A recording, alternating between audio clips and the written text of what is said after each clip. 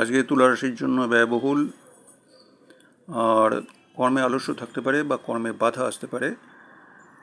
দূরে কোথাও যেতে হতে পারে, দূর দেশে কর্মলাভের যোগ।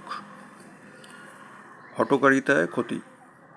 আজকে বৃশ্চিক রাশির জন্য স্বাভাবিকভাবে সাফল্যের যোগ, তবুও কিছু মানসিক দ্বন্দ্ব থাকতে পারে, উৎকণ্ঠা থাকতে পারে, বন্ধুর সহায়তা পেতে পারেন, আইনি কাজে সাফল্য।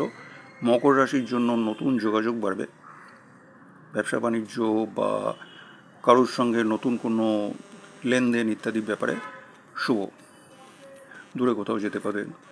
আজকে কুম্ভ রাশির জন্য একটু মানসিক উৎকণ্ঠা থাকবে, হঠকারিতায় ক্ষতি হবে, হঠাৎ অর্থপ্রাপ্তির যোগও আছে, কথাবার্তা বলতে হবে বুঝে। মীন রাশির জন্য আজকের দিনটা একটু দ্বন্দ্ব থাকবে, মানসিক দ্বন্দ্ব, স্বামী স্ত্রীর মধ্যে বোঝাপড়া মানিয়ে চলবে।